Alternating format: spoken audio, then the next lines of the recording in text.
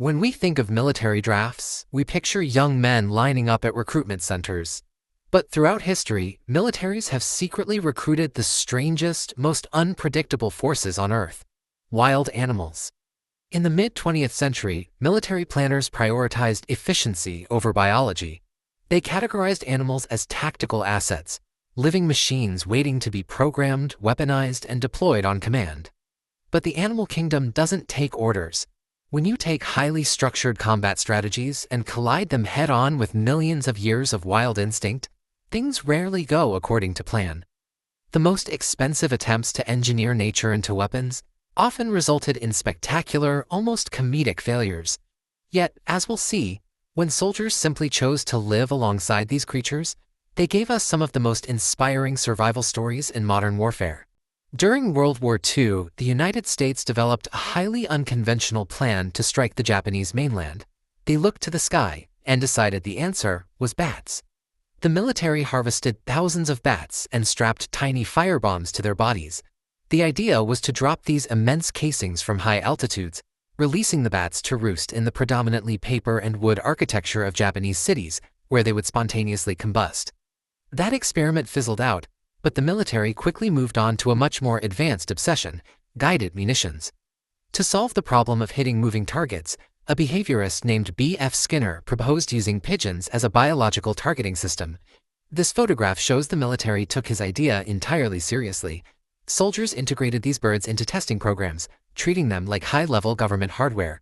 Inside a glider bomb's casing, a trapped pigeon faced a small screen showing the target area below. Trained to peck the target, the pigeon's actions steered the bomb. Pecking the screen's left side mechanically shifted the tail fins, steering the entire projectile left. Fortunately for the birds, electronic guidance systems were invented, making the pigeon-powered projectile obsolete. But the pinnacle of military overreach was yet to come, during the height of the Cold War. In the 1960s, the US and Soviet Union were desperate for intelligence.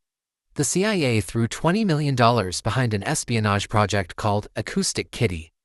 They subjected a cat to extensive surgeries, embedding a radio transmitter into its skull and weaving a delicate antenna wire down its fur.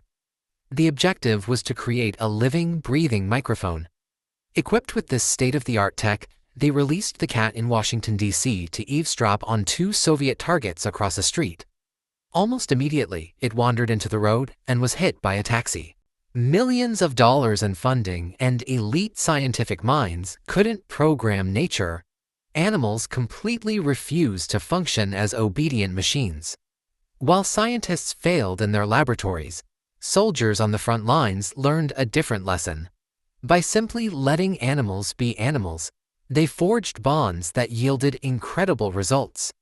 During World War I, sailors on the German battleship Dresden adopted a pig. She lived below deck, riding out huge naval engagements. When the Dresden was ultimately scuttled, the crew abandoned ship and left her behind. But she jumped overboard, paddled through the open ocean for an hour, and was eventually scooped up by a passing enemy vessel.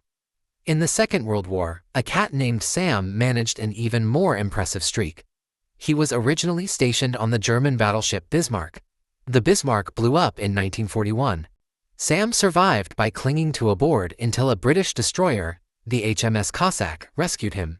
A few months later, the Cossack was hit by a torpedo and destroyed. Sam survived again. He was eventually transferred to the HMS Ark Royal, a massive aircraft carrier. True to form, the Ark Royal was torpedoed by a U-boat and sank. Rescuers found Sam floating on a plank, angry but completely unharmed. It's a profound irony. The animal weapons engineered by the military broke immediately, yet these accidental organic mascots outlasted the multi-million-dollar steel war machines, built to be indestructible. Back in World War II, a unit of Polish troops were marching through a forest. When they stumbled upon a solitary grizzly bear cub, most platoons would have either run away or shot it. Instead, the commanding officer noted how calm the bear made his men feel, and made the highly irregular decision to adopt the animal. They named him Wojtek. As he grew into a 600-pound adult, he seamlessly integrated into the squad. He wrestled with the soldiers, drank beer, and was treated as a literal brother in arms by the entire unit. During intense firefights, Wojtek didn't panic or run. He used his massive frame to voluntarily carry heavy artillery shells across the battlefield, running ammo directly to the men on the gun lines. The high-budget projects to force animals into combat roles were often doomed by their own complexity.